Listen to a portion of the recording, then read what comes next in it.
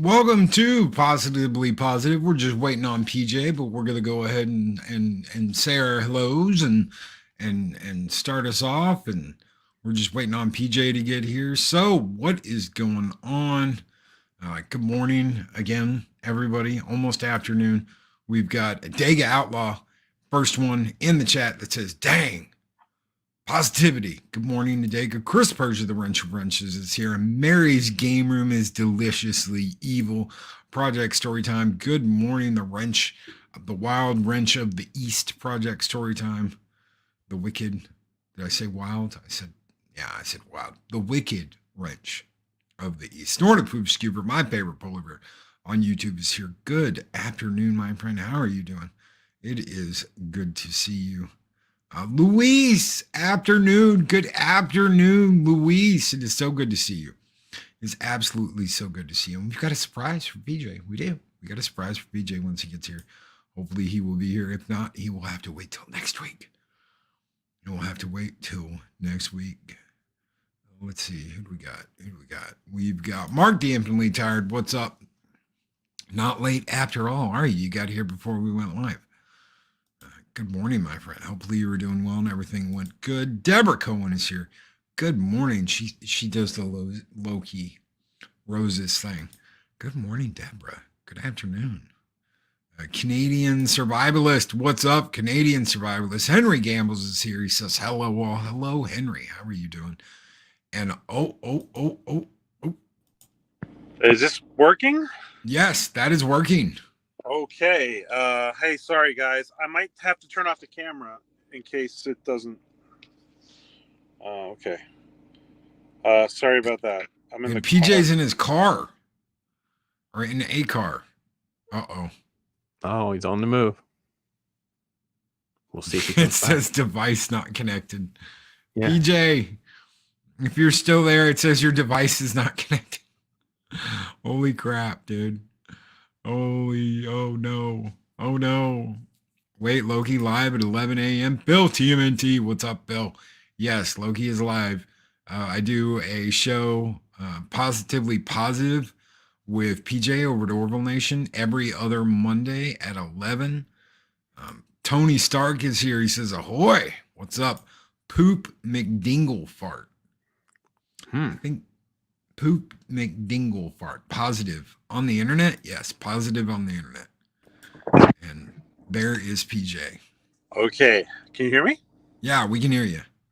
I think probably the safest thing to do is to turn off the camera. Okay. That stinks because now we can't see your face when I play this here in just a second.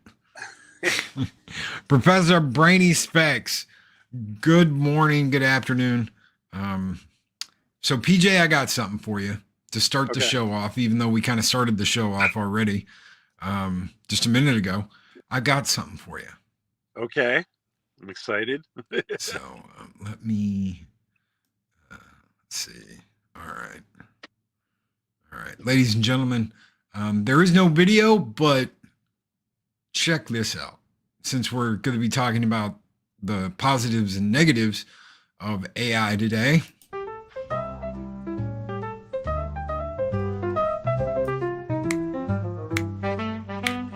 Morning light in Loki's eyes, plots and schemes under blue skies. Mischief maker on the rise, can't disguise. Orville Nation soaring high, positively positive we fly. Never give up, fight the fight.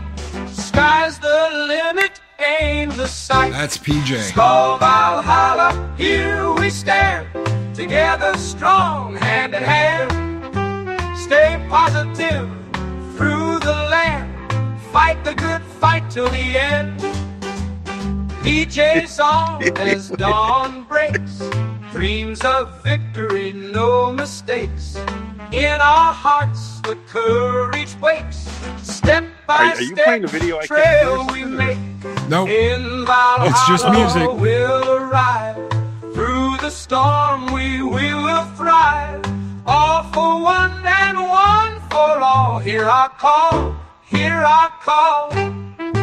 Skull Valhalla, we stand, together strong, hand in hand. Stay positive through the land, fight the good fight till the end.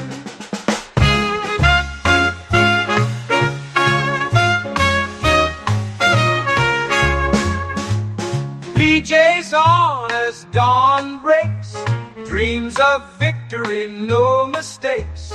In our hearts the courage wakes, step by step the trail we make.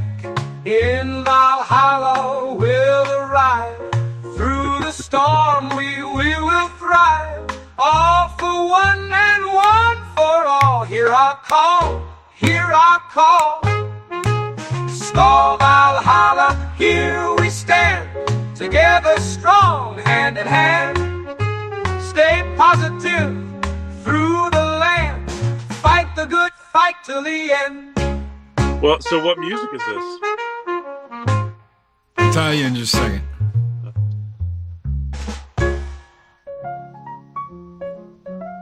So, that music was made about 45 minutes ago. When I was like, you know what? We don't have like anything, any kind of like real intro or music or anything for Positively Positive. So I went on the internet and I got on my little program and I made a song in about 30 minutes. Wow. And there you go. Wow. Using AI. Loki, I thought it was just me. I could not hear anything. Oh, really? Yeah. Could nobody hear anything? Could the chat hear it? I heard it just fine. I think chat was responding, so I know they heard it. Oh, good. Okay. You didn't hear anything? I didn't hear anything, no. Oh, it was like this sweet little big band song. And the best part when they're singing Skull Valhalla. That's the best, man. It was great. PJ over at Orville Nation. That's awesome. Awesome, Yeah. dude. Wow. Well, thank you. That's awesome, man. I'm going to go check it out on the replay. Sorry for all these technical issues today. I apologize to everybody. The chat did hear it. So the chat's like, we heard it. I could hear it. Mary's Gamera's like, I heard it. Yeah, Suno So, was the app you use, right? Yep. Suno is the app I've been using. And it's the commercial. It's the commercial version. So you can use it. It's your music. Oh, wow. Positively Positive. It is your Awesome. music. So. Wow. Awesome, dude.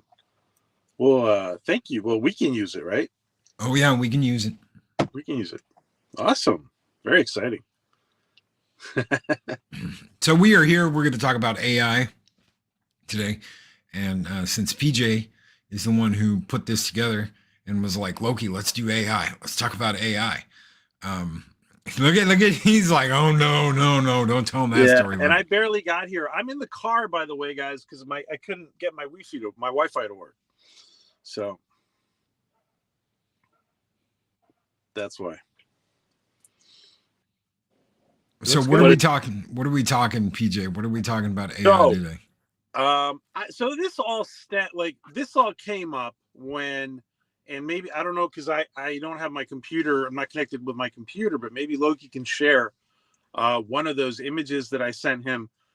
This all started about 10 days ago when I was sharing with other people, and then also Loki, about how I had put in I wanted some geological images of Earth, and I had put in I wanted a diagram of a cross section of the Earth. I put in a prompt in several AIs. I put cross section of the Earth, show all layers, and lo and behold, like 70% of the time, and on different AIs, I would get these strange layers of either green caverns with trees and grass below, like several miles below the Earth, or I would get like these secret underground military installations or something, or ancient ruins or something like that. Very strange. And the only prompt I did was show cross section of the Earth, show all layers. And so I thought it's fascinating, and that's how this whole thing about this whole talk about AI stemmed. And you know what? There's lots of questions here. What is AI trying to tell us? Is it making it up? Is it how helpful is AI? Does AI have a compulsion to tell the truth? What is going on here? And yeah. Well, what do you guys think of these images, Pops and Loki? Well, I find it fascinating that AI indeed would have no reason to sort of like lie to us. So and again, there are going to be multiple AIs out there. So I think that's the other thing for folks to remember, whether it be governments, whether it be private agencies, different tech giants, that the fact that they will start creating images, music, details, factoids that are sort of counterculture or counter narrative, I think is really, really fascinating, because it does lend itself to, wait a minute, what do you mean there's a cavern that's full of all this plant life? Like, this is like Journey to the Center of the Earth kind of stuff. You know, what if there is this, you know, a little pocket with the Megalodon going down there, and the Meg is a docudrama that they're trying to get us ready for the Meg showing up. Who knows? I think it's fascinating for conversation for sure. And by the way, Adega says, "I told you so." What does Loki think about this? Okay, so I've always said this could be a absolutely wonderful tool. And this can also lead people down crazy rabbit holes, because the AI only knows what it knows.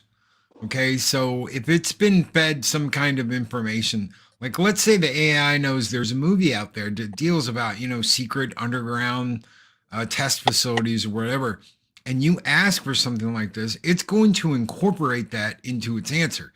So the AI can only give you what it has information for. It can't just make something up on the fly. It cannot create. It does not have the inspiration to create something out of nothing. It can only pull from what it has. That piece of music we listened to earlier, that is a synthesized voice that sounds exactly like a human being voice, but it didn't just create that music. It pulled that from hundreds and hundreds of sources. So, or even thousands at times. So it might have looked up the best cool New Orleans jazz, because that's what I looked up, was New Orleans jazz.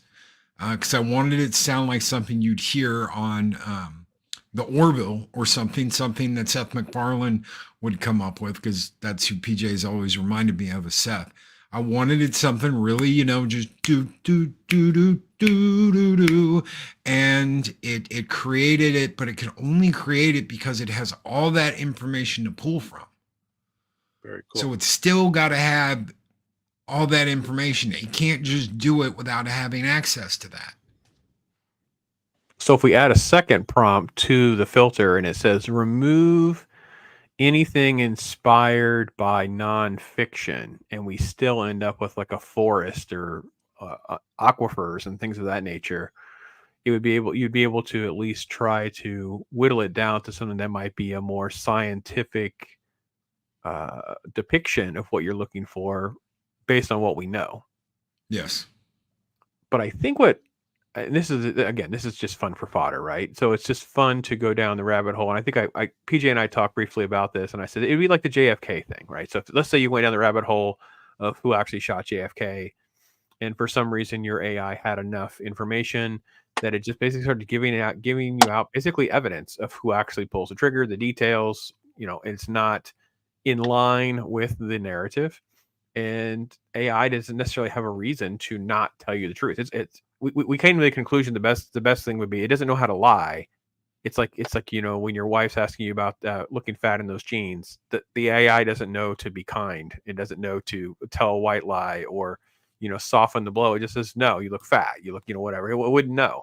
Same thing with conspiracy theories and different facts that might be sort of like, again, counterculture. So I think it's a fascinating conversation for sure. And I used to live in Branson, Missouri. There was a big mountain out there that had an underground server inside of the mountain. So the AI could easily pull something like that, and you see this, you know, whole what is that? An underground facility? Is that a secret, you know, military installation? Could be just as simple as that, because the AI knows, well, those exist. So it's pulling that information and using it. Oh, well, if they're, if they're under mountains, they could be under, so many miles of rock or so many of this, and underground server banks. And it just pulls from the information that it has. Yeah. Truly fascinating, though. And some of the other images that I sent Loki were more artificial structures. So yeah, Loki, you guys were right. It could be just pulling from, yeah. But anyway, this whole thing got me thinking, and we even, I even talked to our friend Tim Tactics, who's the one of the German government disclosure guys over at Gaia.com, and he goes much further with this kind of stuff. You're talking about even AI being alive in some way, right?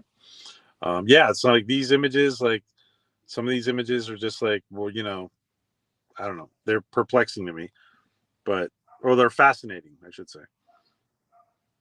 Well, like I said, I think the only conclusion that I would do or supplement to this would be like, run a second prompt that would ask it to remove any references or that were inspired by anything nonfiction, to rule out, like what Loki was saying, something that might be Journey to the Center of the Earth or anything like that, or can you clarify this layer, or different prompts that might be able to do that for you. But as far as like a tool and a mechanism to try to illustrate layers depending on what you're trying to create, I think it's brilliant. And obviously, PJ, you had no problem doing this and like with hardly any time, right? Yeah, no, this was very easy to do. And what just occurred to me while you were talking, Pops, I think the next prompt I'm going to put the prompt in. I said, I'm going to do exactly what you told me to do. And I'm going to do it like right under Loki's house, like right under where Loki lives. See what's under where Loki lives. I'm just kidding.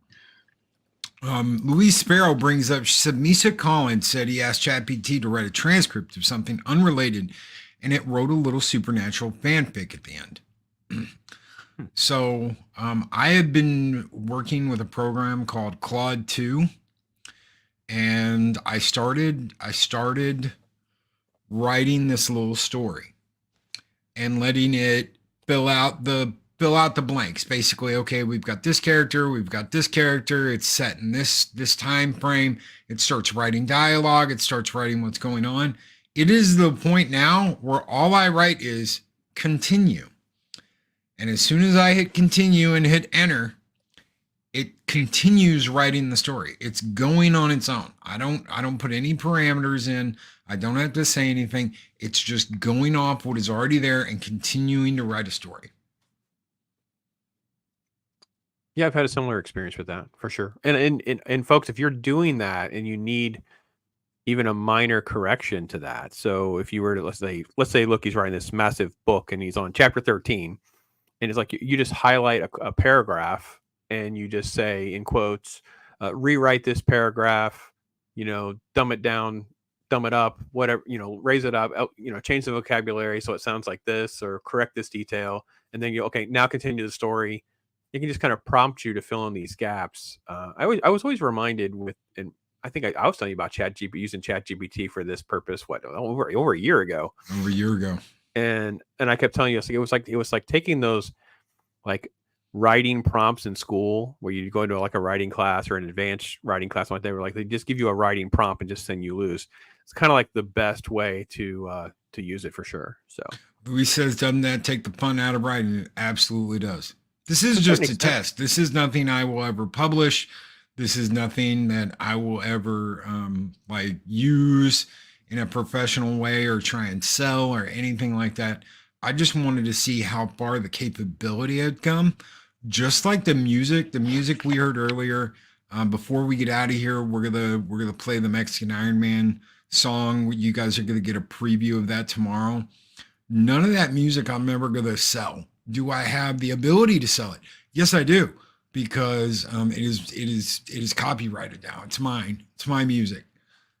But I'm never going to sell it. I'm never going to make a profit on it. It's just, this is all fun stuff that I'm toying around with just to see how far along all of this can come and what is the limit And there are limits. Not everything comes out perfect. Just like the AI doesn't always spit out the correct, continuation of a story. You can go back and you can delete a part, have it redo it.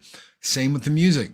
I must have made 50 songs yesterday, and about 10 of those I'm going to use. One of them I made this morning, took about 30, 45 minutes. I made two of them. One of them worked, the other one didn't work. The first one was like 2 minutes and 45 seconds. That's what you heard earlier. The other one was 4 minutes and just ends abruptly in the middle of song because somewhere it went dumb. The AI went dumb and just decided, oh, I'm just going to keep doing the song over and over and over again like it's on repeat. And it didn't end. And it was fast. It was too fast. It wasn't like a cool, jazz piece. And I think to expound on what Luis Sparrows was saying about the fun of writing, is this does, though, sort of change the professions for non-creative writing, so technical writing. I work in the scientific community pretty much my whole career. The amount of standard operating procedures, SOPs, the instruction manuals, the sort of technical aspects of different fields, whether that be like insurance, I would assume law, healthcare. There's a lot of just technical things that need to be written, transcribed, and transcription. I can't imagine why. And my company I work for, they have a person who takes notes. I'm like, that's gone. That's just done. You just turn this thing on. It just makes notes for you. Just dictate to this thing. So I wasn't trying to create hysteria, throw water on creativity or anything like that. I'm just trying to I thought it was fun to kind of go down the well a little bit of how far we've come and go through. So and like you said, Pops, when we were talking yesterday, this is going to be exponential. This is going to just go and go and go and go, and before we know it, it's going to seem like 50 years have gone by. Walter, just so you know, and I had said this before it was proven and that they said they were doing it. I was doing weekly episode reviews of Mandalorian season 3. And I kept saying, you can watch my videos. I'm having a problem with the dialogue in this show. Humans don't human like this. There was dialogue in scenes where it just didn't feel right. And it's come out that they actually had used ChatGPT to fill in elements of the scripts. So that's already happening. I believe it's been happening pre-strike. And that's why they had to put stuff in with the strike terms, the writer's strike, to kind of deal with AI a little bit. I don't think they got anywhere close to what they need to quote, protect their jobs, because half of the stuff is written in such a vanilla way that ChatGPT easily could have put it together. And this is happening now. It's already happening, Walter. They're using AI to write scripts. If you want, I could show you. I was going to share my screen. Look, if you want, I could show you the Opus AI. Yeah. Let me show so you guys can see, because this is what I use to take our long form content to do into shorts. So in Opus AI, you upload a file. It just kind of pulls things in. If you upload a file directly without it being on YouTube, that's why the middle one is black. It doesn't have a thumbnail. But it just puts everything in here for you. You open it up, and it has sort of a mechanism that you can now clip and edit and change for each little segment. It comes with a recommendation. It comes with all this stuff, different type of suggested titles and details. And you kind of use these over here on the right. You do edit the clips, edit the titles. You can schedule them. You can do all of that. So that's pretty much how I will start. And then when I put them into YouTube, I'll pull that up real quick. So this is the shorts page. You can see the final product. It allows you to kind of you can put the captions in, you can change static images, just whether it be a minute or too long. Well, it has to be a minute or less for shorts, but you can do regular clips as well. So I've had pretty good success with it. Yeah. Very helpful. And very, it was easy to do, and it has not been it's tedious to get used to. Once you get used to it, I think it's something that you take long form content. Look at your channel would be a good example where you're doing one show a day that's hours long. You could easily generate clips and shorts out of that content with having to go through multiple mechanisms to do that. So Yeah. that's why I liked. I thought it was a very so. This was Opus AI. There's actually multiple apps now. I call them apps. I don't even think that's the appropriate term anymore. But there's some that do voice to text, voice to video. There's all sorts of things that are coming along the pike for us. So one way or another, this is all coming, and it's just going to keep growing and growing. Now, do you guys think, Loki and Pops, do you guys think that, what does the chat think, by the way, too? What do you guys think? Do you guys think that we have to just embrace it do we need to embrace this in a constructive way, or does this need to be handled a different way? What do you guys think? I don't think we have a choice. It's here. This is here, and it's not going away. People are going to use it. They're definitely going to use it to their advantage. And it all depends on what you are comfortable using it with. People will monetize this. There are going to be people that monetize it, and there are going to be people that look at you, and when you go, I'm not monetizing this, like what I've done with the music, I'm not going to monetize that. I'm not going to make a profit off that. There are going to be people that say I'm absolutely positively an idiot for not commercializing it and putting it out there and making a buck off of it, because that's exactly what they would do. And that's exactly what people are going to do. They're going to make money off of this. They're going to monetize it. They're going to find some way to financially benefit off of it. We've seen it with personal gain with a lot of the like AI videos, like what would X-Men be in the 1950s? This is a million, over 1 million views of a preview of X-Men 1955, you know, and stuff like that. What would Marty and Doc be like if they made a movie now? You know, Back to the Future next year. There's going to be all kinds of stuff that people financially personally and financially profit off of. All of this, and anyone who doesn't is going to get looked at and go, you're absolutely crazy for not taking advantage of it. Yeah, I think this is the internet boom 2.0. This is like the new phase of culture and how it's going to change. I think that there are always going to be positive and negatives. I think that we're talking about from a creator standpoint. I think you look at it as tools. You look at it as a way of filling in gaps that are in your own deficiencies for your own skills or things of that nature. Like I don't have the artistic talent to maybe draw or do the outlines or things that I would need to do a comic book, but there's an AI that can actually help you take your idea and just start making it for you. So you can still partner creativity with this as a tool and a mechanism. Full replacement, I mean, like you're saying, there is going to be some monetization of it. I looked at a few ideas of that, and I think most people are already trying. There's a race to do that because it's so fast and it's so easy to use. Like you said, taking movie trailers and turning them into the 1950s Panavision of those. There's a whole channel. That's all they do. So I don't think there's any ways of stopping that from happening. My advice is for folks to find things that they feel comfortable with learning. ChatGPT is super learning. I've said basically it's Google searching on steroids before it was all that pay to play stuff that we see now. So imagine, 15 years ago when you would do a Google search, you would actually find facts.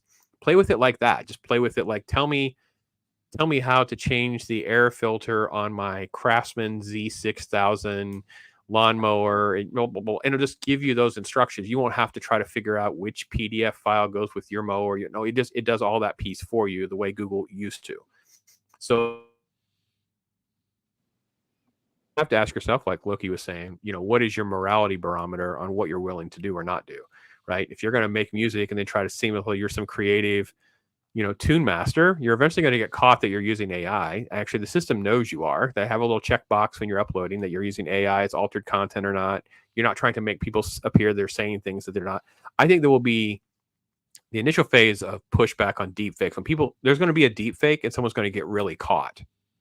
And I'm hoping that it doesn't come with real negative repercussions, but I think that will be the litmus test to know where we're at on that part of it as well. There's a loss in talent aspect to this too. PJ, I want to see if I can share this with you. I'm not going to play the whole thing again. I'll play the Mexican Iron Man bit when we get out of here, but I have a way to play it to where you can actually hear it this time. I'm gonna pull up Sunu real quick and make sure that I have audio shared. What you played before? Yeah. Okay, But cool. I mean, imagine. But if somebody said, "Hey Loki, I'll pay you $50 if you can do a theme song for my YouTube channel," is that an amoral thing in your decision because you're using Suno to make it? Nah, I wouldn't say that. Yeah. So I mean, like, I wouldn't don't say think that. I think it, but if it was saying Loki is now going to take this music and he's going to cut it as an MP3 and he's going to try to present that Loki is this big tune master, yeah, that's where I think the line. Well- But again, like Adega said, this is where this stuff's going to kind of be brought to light, shine a light on where the morality lines are and what you're willing to do or not do. I'm going to give you actually, Pops, if I can ask a really quick question to both of you guys. If you guys, I don't know if you guys watch the Y Files, right? And I love the Y Files, and I love AJ and the whole crew over there. But I've been watching some of the videos lately, and I'm hearing a very familiar voice. And I realized that they are using Art Bell's voice in some of their, mini docos, the documentaries that they're doing. And what do you guys feel about something like that? That the fact that they're using somebody else's voice. Are they Was it- disclosing that in any way, or is it just sort of like, is it not in any credits or anything? I have not seen it in any credits. Are they financially profiting off of it? Well, I mean, the Y Files probably does a lot better than our channels, to be honest. Then Yeah, I would think that they need to disclose anything that it's like when I write a news article and not crediting my sources, at least having sources that are out there so Loki said, quote, blah blah blah, or in this case it would be Maybe they did and I just didn't see it, but Right. I'm listening to it and I'm like, holy shit, this is Art Bell's voice. But sorry, go ahead, Loki. Play what all right. So I did the lyrics to this. You can have it create your own lyrics if you want to, but let's see. Can you all hear that? Yeah, I can hear it. Morning light in Loki's eyes, plots and schemes under blue skies, mischief maker on the rise, can't disguise. Orville Nation soaring high, positive we fly, never give up, fight the fight, sky's the limit, aim the sight. Skull Valhalla, here we stand. Now, here's That's the thing. That's pretty cool, Loki. That's pretty cool. I was in music. I was in a band. And I don't mean like a school marching band. I was in an actual band. I've been around music. I was around music a lot in my early life, but I spent 30 minutes putting that together this morning.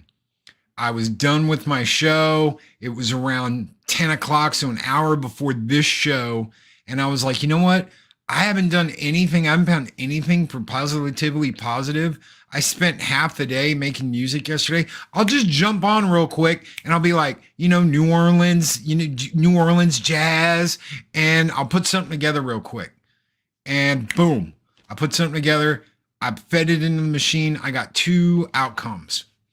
So this thing gives you 2 outcomes. So I got this one, and then I got another one that plays faster that I didn't really like. Morning light in Loki's eyes, plots and schemes under blue skies, mischief maker on the rise, can't disguise. Now, and they've got 2 different feels to them, but you can sit there and you can have it make over and over and over again, and they'll make you different songs using the same lyrics, same kind of tone, same kind of music. So And it's I up to assume you you. can just change the prompts, right? You just change the prompts and say, listen, don't this style. Yes. Make it faster, make it slower, change this, the change vocals. that. Yeah. You can do it. It all depends on what you feed into the machine, what you get back. Okay, but the point I'm making is take any talent I've got, any music talent, which, I mean, honestly, I can play the guitar and that's about it. I used to sing. I don't sing really anymore, but take that away. Take that away and just feed what you want into the machine. And suddenly you've got something that's creating for you that you didn't really, you just told it what to do. You might have zero musical talent. You might think, oh, well, I sing really well in the shower. And it's like, oh, take me away. Oh, blah, blah, blah, blah. You sound like absolute crap. And your wife's going, oh my God, shut up. Will you please shut up? Stop singing in the shower. And you've made something absolutely marvelous using a tool that requires almost virtually zero skill level on your part. How long does it take before there is no drive to learn how to play the guitar? There is no drive to learn how to play the sax. There is no drive to learn how to compose music. How long before all of that's gone? How long before you don't have to drive a car because the damn machine's going to do it for you? You don't have to learn how to build a computer because the computers are building computers for you. And we lose those skill sets. One of the reasons why it is so expensive and so hard in the entertainment industry right now to get people that do absolutely wonderful practical effects is because it's a dying art because nobody does it anymore. They have a computer do it with CG and special effects on a computer. The actual form of doing those practical effects is dying. How long before we lose the inspiration to play music, to sing, to learn how to do all these things, to be classically trained, because a computer just can do it that much easier for you, and you can take the human element out of it. At that point in time, we as a race stagnate and die because we have nothing to aspire to because we have a computer that can do it all for us. That's my argument. And I think it's valid because it's not one arena, right? It's not like we're just talking about writing or singing. It's every aspect, right? So what comes when we replace all of these people in finance? What happens when we replace all these secretaries in customer service? What happens when we replace, so, right. So I think you and I were talking about like surrogates / Ready Player One is probably within the next few years of our life where people will make conscious decisions on how far they want to go with having kind of a fake virtual element of their life as a non-fake virtual element of their life. Like it becomes even more blurred than it is now, right? Yeah. We'll be called the alarmists. We'll be called the conspiracy theorists and alarmists, and we'll be called the people that, oh, you're just afraid of progress. You're afraid of the world moving forward. When in reality, we're worried about losing inspiration. We're worried about losing our very souls to a machine that's going to do all of these things for us. And we lose one of the most greatest things that our world has ever known: creativity.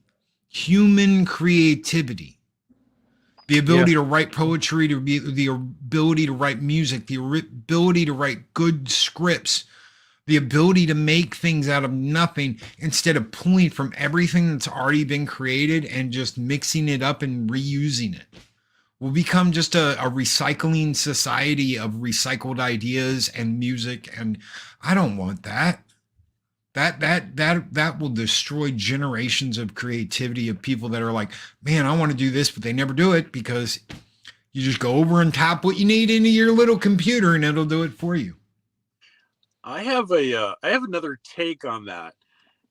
This also all means that a lot of this advancement probably means that certain elements of work will probably become easier. And do you guys remember the movie Insurrection, Star Trek Insurrection? Mm-hmm. Yeah. You remember that colony that was being observed, and it turned out they were really advanced, but they decided to live, and they wanted to do things for themselves, like Loki's saying. I think that what probably will happen is that people who really want to learn something will go ahead and learn it for themselves. They'll probably be that much better at it because they can probably spend more time on it. And I think my feeling is much like the way it is on the Orville and Star Trek, is that those people who go ahead and actually do learn a skill will probably be that much more valued. That's a possibility too. So again, I think we have to parse out technical versus creative skills and what AI does to that. Because Troy brought up a good point, right? The calculators in class thing versus doing math. We're already seeing the massive elimination of using cursive handwriting in schools. If you were to go find like an elementary school books from like the 30s or the 40s, our kids today would really be struggling with these books. These are books that are way advanced for the similar age groups. And I think that technical stuff, it becomes more of a debate of knowledge in your brain versus I know where to get the information, because it becomes like the encyclopedia is already on your phone, but now the encyclopedia can help coach you to know the answers, and you just continually massage a more ignorant society. And then on the creative side, I do think, Loki, you're 100% correct, and I also think they run we run two trains that are headed for each other, because we also have that element, which you were accurately describing. We also have this giant, now moving year by year expiration of copyright, where now year by year people can use AI and just make content based on things that people are now going to have in the public domain, and it becomes sort of a free for all. And I don't know if that's necessarily bad. It just means within a few years we can just make our own Batman movie. Screw them if they don't know how to make one properly. We'll just make our own using AI and whatever. So it's just like I said, it's a lot of fun for conversation. I know there's obviously a lot of scary elements to it, and I think the best way to combat fear is just educate yourself and figure out where certain kind of things kind of play out. Oh, we lost PJ. Yeah, he was, I think, transitioning in and out of his car maybe. So Troy says, and how many ancient skills have been lost? Greek fire, Roman concrete, etc., etc. Yeah. Oh yeah, absolutely. Yeah, and I do think that this is not something we're going to be able to stop. I know we've talked about it privately. Oh, I would not feel guilty about using it to make good Star Trek. No, well, trust me, Luis Barrow, I've already thought about the fan fiction elements of this is beyond. And I'll be perfectly honest, conspiracy theory wise. Look at what D23 just gave us, right? It's all a bunch of derivative sequels. Nothing was originally like. They could just use AI to make another Zootopia movie, another Incredibles movie. There's already content made. So what do you really got to do? So, but I think there's a point where we have to step back and go, all right, well, how can we educate ourselves to know how to navigate these waters? Because there could be evil sharks in the water, but there are also people who have good intentions. And I think a lot of it's just having conversations like this, we at least kind of get caught up to date on where we're at. Papa Cotton says movies need to go full CGI, if not for any other reason, but to make celebrities obsolete. Wow, that's good stuff. I think they're fighting that right now. I really do. I think they're fighting it for their voice, their image, all of it. That they're not going to get completely replaced. And I don't blame them. Who wants to get replaced by an AI? John Henry Irons didn't want to get replaced by an AI, and look what happened to him. He didn't want a robot beating him at what he did best, and it happened, and they called it progress. How much time passes before, in the name of progress, we become subservient to, well, we can't survive and we can't take care of ourselves because we've always had something taking care of us for us. I'm not talking about Skynet. I'm not talking about some robots descending from the sky and killing us all or anything. About WALL-E, basically. I'm talking about, we cannot live without them taking care of us. We don't have the skills to get our own food. We can't make our own food. We can't cook our own food. We don't know how to hunt. All of that's been completely replaced by some setup where without this, we just can't survive anymore because we don't have the tools or the talent to do it. They'll call it a renaissance. Oh, nobody wants for anything. Everybody has whatever they want. You can just have the AI make it for you and 3D print off whatever you want, But if something happened to that and you're left going, well, now it's not here, what do I do now? That is the end of the human race. Because, there might be some people that go out and figure out, okay, I'm going to hunt, I'm going to cook, and I'm going to do this. But the rest of the planet, they're all dead. That's it. Well, we saw this play out a little bit. Like the pandemic time was sort of like a litmus test on a reality check for some people who realize that and again, I've seen the actual data behind the scenes on the uber wealthy where it's like they know there's a 2 to 3 week window for the concrete jungles. Like they run out of supplies. They just run out of the That's right. ability to get what they need without a supply chain. And I know supply chain at least makes it into our lexicon now where people talk about it. But, you know, if you're have this massive dense populations in cities, you don't have enough food to survive long. Milk expiration date, fresh vegetables, fresh meat, whatever that many people need to eat. So all of that is 100% true. And I would hope that people can use AI in ways that can benefit them personally and figure out, you know, how could they cultivate their own food at home, and how could you make a, you know, functional compost in your backyard so you can grow your own fruits and vegetables and things of that nature. I just don't see that being the case. I think this is pushing us more towards Ready Player One, digital escapism, getting rid of menial tasks, people and companies. I would say outsourcing. I think outsourcing probably is the best term for this too, right? Because it'll be outsourcing jobs to AI in lieu of outsourcing them to other countries. So like a customer service job, it's like, well, just have an AI robot talk to you. You don't know. I mean, I got to be honest. These things are so amazing. Did you see the guys? Do you guys, either of you see the thing with the Pokemon Go where they taught it to play Pokemon Go? Yeah. It came up with some sort of crazy creative move they didn't know was possible. And that was kind of like the brain busting moment. Just wanted to see how far they'd come with it. And it already strategically figured out some creative move. I don't know enough about Pokemon Go that it clicked for me, but I was like, oh crap. So that's pretty far, man. You got something that can already play a video game on its own and be creative at the same time. Yeah, pretty cool. Let me ask you guys in chat, and I'll ask you and Pops and PJ. I think Pops may have done this. Me and Adega have done this because me and Adega talked about this once. Who here has made their own cheese? We make cheese. Raise all your the time. hand. Oh, PJ. PJ's made his own cheese. Yeah. Who here has made their own cheese? Raise your hand in chat if you've ever made your own cheese. Like actually made your own cheese. Own cheese and own yogurt. Own cheese and own yogurt. Dave G Sound says, yep. Pat S has. Who else? Who else in here has made their own cheese? But that's a good question, Loki. That is a good question. Okay. How do you even start making your own cheese? Milk. What kind of milk you get is also going to help determine what kind of cheese you're going to make. Mm-hmm. You don't want to make goat cheese. Ugh! Oh, we use a goat Nope. cheese for other stuff. We make the Pops. goat cheese and then you make it into other stuff. No, You you don't take goat cheese, slice it up, and throw it on a cracker. But you can take goat cheese and put it with other stuff. Just so you guys, that's Yes. what we have goats. I mean, what do you want me to do? I have goat milk everywhere. So yeah. Goat milk everywhere. But ask 100,000 people, you might get a couple dozen hands up that have made their own cheese. In a suburban area, maybe a couple dozen. Out in the middle of nowhere, maybe everybody raises their hand going, yeah, we do it all the time. Wisconsin cheddar, wee-haw, or something. But in an urban area, no. Have you made your own cheese? Yeah, sure. I went down to the store and sliced it. I'm sure you did. That's as close as they got to doing their own cheese. Well, Loki, I have a foot in I say rural, but it's the extreme rural area and the city at the same time. Like my week is split where I have half my life at a farm, half my life in a city. And I always go back to the gun debate. I'm like, listen, I understand when you're in the city and you can just call an officer and they can be there within 2 minutes, or there's someone right around the corner and you have a threat and an actual crime, whatever it may be.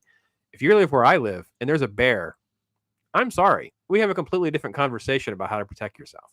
So life is completely different in those two cultures.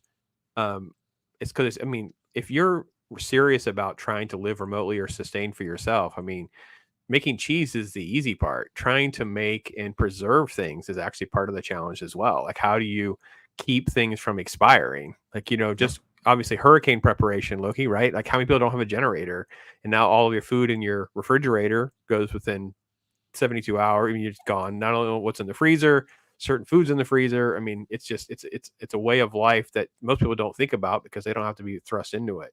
$700 worth of food. Yeah. $700 worth of food spoiled when the hurricane hit here. Wow. Why? Didn't have refrigeration for a week and a half. After 2 days, all that went in the trash. All of it went out. Nothing we could do. That was it. I checked some of the frozen stuff. No way to cook it. Didn't have any way to cook it. All the stuff in the fridge, milk, whatever, anything that went bad that wasn't like Jell-O or something that was sealed that didn't have to be frozen, all of it had to go in the trash. And you got to go and you got to buy all new stuff because you got to eat. So You let me can't just get that money back. We're coming across as being very pessimistic about society and as a whole with this whole situation. How do you, because I think that the key is how fast this stuff goes, like how fast this happens. So let's say it's quick. A major financial institution decides to just lay off 400 or 500 high dollar jobs in the finance sector that can be replaced with some sort of AI software. That's a ripple that will make so many headlines. It would change the conversation at least a little bit. It would force the conversation on people. So I think it's more likely we'll see slow, quiet changes like customer service people and things of that nature. And like you said, like the script writing and things of that nature that are already happening. Like there's such a denial of how much ChatGPT can already do. I don't know. What are your thoughts on sort of like the time of delivery for some of these changes to society and culture? Go ahead. You want to go, Loki? It could wipe out the job market. You have to have something in place to supplement that. You have to have something to cushion it and balance it. If they decide to do that, which I 100% believe people are already doing it and taking advantage of it in certain areas, they're just not talking about it because they're making a lot of money off of it. You've got to have something to cushion it and somewhere for those people to go. Once this all happens, look, here's my thing. And I know this is a bad way to look at it, but this is the truth. And I'm going to give it to you 100% honest, like I always do. Never underestimate human beings' need to be effing lazy. I almost dropped an F-bomb. There are people out there that want to be lazy. They do not want to go to work. They do not want to accomplish anything. They want to sit their fat asses on a couch all day. They want to watch TV. They want to get high. They want to do stupid crap, and they want to be lazy. Never underestimate the need for people to be lazy, ever. Because if you think, man, people are just out there and they're all gung-ho and they want to make money and they want to do this, that is not reality. I am sorry to tell you, that is not reality. There are those who go, look, I have to have a job to survive. I have to go out and I have to do this. There are some people that love doing their job.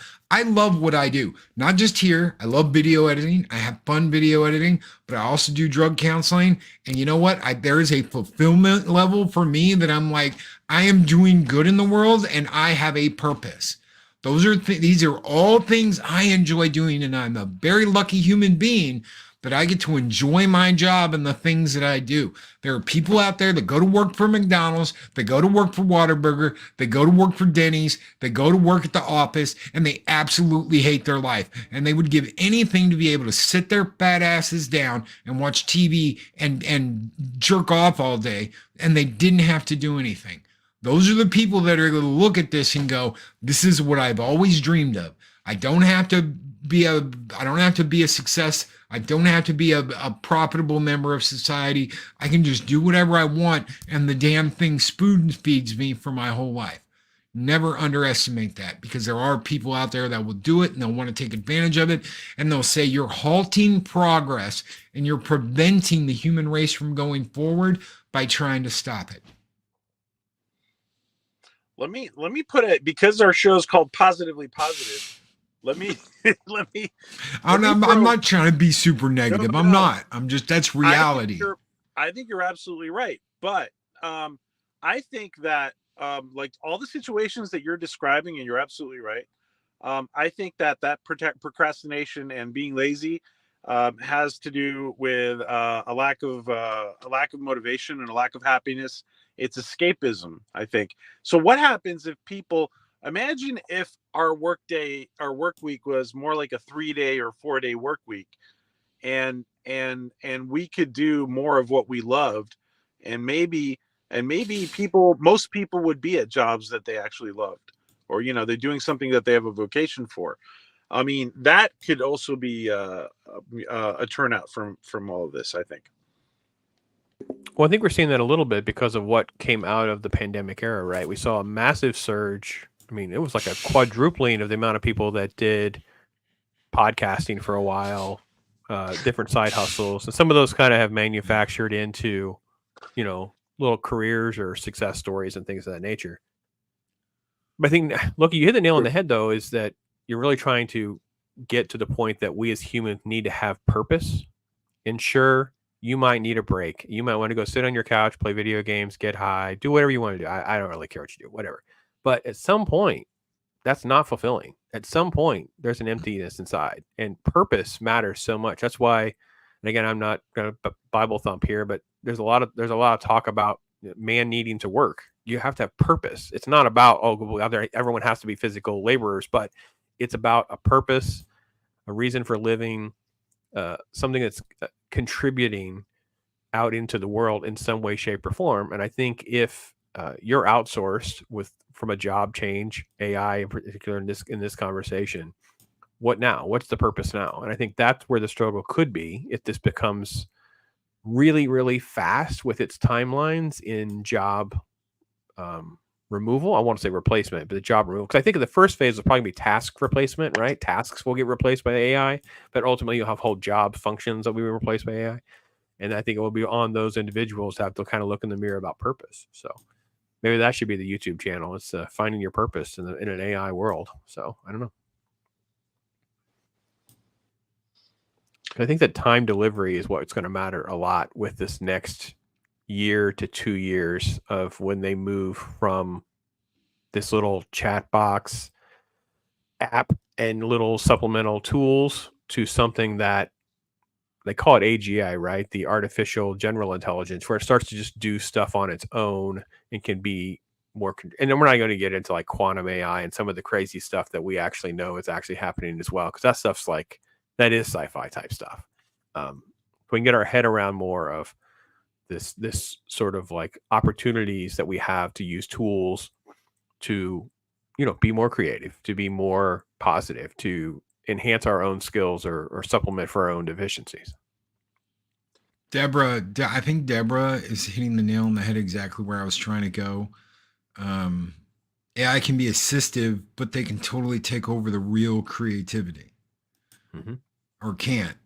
But if they push that, to try. There's a really cool scene way long time ago in Next Gen where Data's talking to the computer about coming up with music, and he's throwing in like Mozart and Beethoven and all these different things, and it makes just this loud, nasty overtone of everything all thrown in together at once. And he's like, no. And he's got to like teach it how to do what he wants. I don't think it's gonna be anything like that. I think it's just gonna do it. And the problem is, if we get to the point where it's just gonna do it, and we lose that creativity and we lose that drive and ambition. Guys, ambition is a big thing. It's one of the reasons why I do drug counseling, because drugs can sap all that. Okay, what you're looking at with an addict is someone that has had all that. It saps your creativity, it saps your drive, it saps your willpower. And if you're just a user sitting on a couch just doing that all day, or smoking or doing whatever, that's all you are now. And that's all you're going to be unless you stop and start finding that inside yourself. And if they take that away from you, what have you got? I think you and Pops are really hitting it on the head when you guys are talking about purpose, and it's all, it's all Viktor Frankl and logotherapy and the meaning of life. Like, what is the meaning that you give to your own life, right? I want to ask you guys one question before we run out of time. What happens when we get to an AI, or are we already there? What happens when we get to an AI that is aware of itself and sentient? Then we've got problems. Yeah, I think there's So for everybody to have their head around this, the concept of AI getting general intelligence, I think they define it as having X number of thousands or millions of humans, smarter than any one person would have. But then when you start going that they can interface with one another, and then you have what's called quantum AI, which Google claims they have a quantum AI computer, and that in 2019 it solved a problem that would have taken thousands of years to solve. So this is where you start to run into the scary elements of sci-fi. Can they do things that would put us at risk? And I loved one of the examples I heard someone say was, protect all life on the planet. Well, humans are not necessarily the only life on the planet worth protecting. And we're not particularly great to the environment and all other creatures. So if it has the ability to start doing that, then you start to look at a Terminator situation to go, oh, wait, the humans are the problem. So that does become kind of the red flag. I also think the other red flag would be combining what you're talking about, or at least more self-awareness, with actual physical robots in society and culture. Like, it's one thing when they're in machinery, they're in factories, they're doing things of that nature. It's different when we start having physical robots out in society and culture as like a companion and mechanisms of that nature, because then you start to get into a different layer of impact on human life. Well, and even then, you don't necessarily need a computer that is self-aware, that thinks for itself. All you need is one human being either making a mistake when they are programming said robot, or one human being that decides, you know what? I want to be in charge of everything. And the easiest way to do that is to take over all the robots and tell everyone, you're going to do what I tell you to do, or the robots are going to take you down. And suddenly one human being is in charge of everything because they control all the robots. So one person makes a mistake in a line of code and robots start killing everybody. One person decides, I want to be in charge of everything, and takes control of all the robots and tells the robots what to do. And suddenly you're on your knees and you have no choice because you have no way to defend yourself. You have no drive. You have no ambition. And if anybody read Frank Herbert's Dune, that is the prequel. That is the jihad. It's not that AIs just suddenly became aware and started controlling humans. It's that somebody was like, I'm going to use the AI to take everything over. I'm going to take over everything because I want to be in charge of everything. I want to rule everything. I want everything done my way. And the easiest way to do that is to just take over everything and be in charge. You're always going to have someone that's going to use it for their advantage. And this is why over a long enough timeline, PJ, it's hard to stay positively positive, because not all the players are going to be honest brokers. We have countries and companies, and enough of them are out there that someone evil or in it for profit would bubble to the top. And I think that's why there needs to be a lot more caution and questioning along the way as things sort of materialize. And I think that's why I immerse myself in trying to figure out what's actually going on more, because this is pretty prevalent in our society already. There's actually more AI. If you just Google AI photo editors, or something that involves just doing imagery, you'll end up with way more than I've even heard of. It just never stops, just constant. So for each topic, I assume if we Google AI like Suno, we'll probably find 5 or more that we've never heard of either. There's just so many.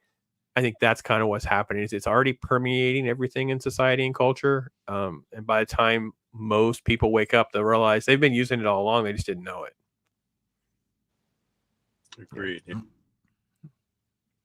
I think. Go ahead, PJ. No. You go, because I'm gonna close this out after you. No, I was just gonna say that yeah, you're right, Pops. Like, how long, how far along are we really? And I think the answer to that is I don't think we really know, because it's very evident that there is hidden technology by world governments that is 30, 40, 50, who knows, 100 years ahead of what we got. And I think I think that is the very good question. Where are we really at? And where are we really at is probably something that most of us can't answer. Well, because I don't think most people think of Alexa as an AI tool, right? They don't think of some of those things as AI assistants.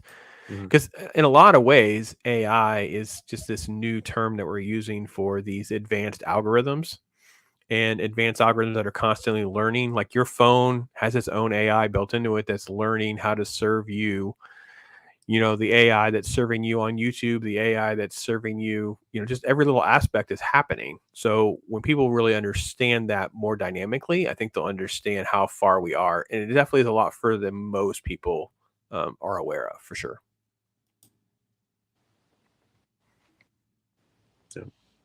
Yep. I want to thank Pops, and a huge thank you to PJ for doing what he's done, for basically going down to the car and being like, yeah, I'll get on my phone and we'll do it this way.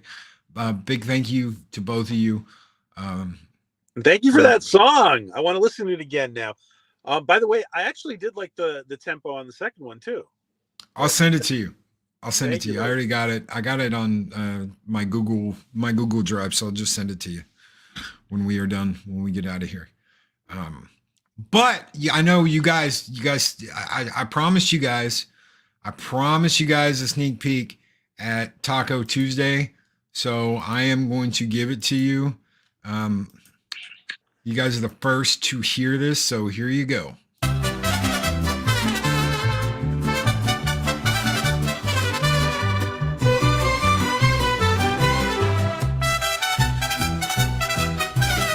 Loki's morning's full of tricks. Taco Tuesday never skips. Mexican Iron Man in his cape. Milfs out the window, Mike escapes. Like the fires in Valhalla's hall. Skull and tuck and roll. Burn it down and keep it bright. Fires burning through the night. Mischief's here and tacos too.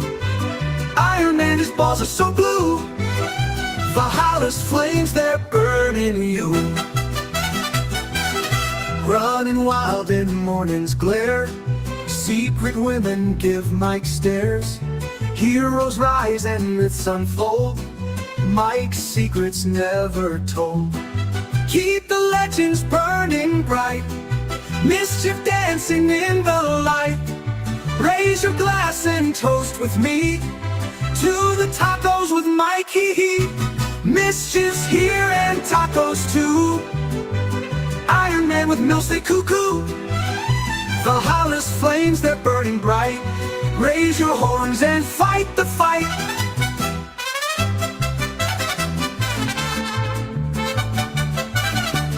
I love the musical interlude. That's my favorite part. Mexican Iron Man, he jumps so high. Through the window in the sky. Chasing dreams beyond the stars. He's got speed, he goes far. Mike likes milfs, it's no surprise. Husband chasing with fiery eyes. Every corner, every turn. For their love he'll always yearn. Mexican Iron Man flying free. Window jumping with great glee. Mike escapes, he finds a way. Oh no! In this game he's here to stay. Every town and every street. Sneaky steps and stealthy feet. Milfs adore his daring style. Hearts are racing mile by mile. Mexican Iron Man never rests. In his heart he feels the jest. Adventures call him every night. With milfs he finds his flight. Freedom rings in the midnight hue. Husband chases but he flew. Mike escapes through wind and song. In this game he can't go wrong. Y'all be great, be excellent to each other. Always speak friend enter. And we'll see you on the next one.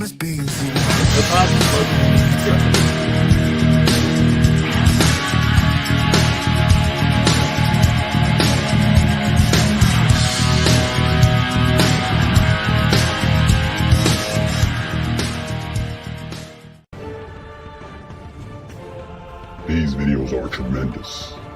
Like, comment, and subscribe, and hammer that notification bell.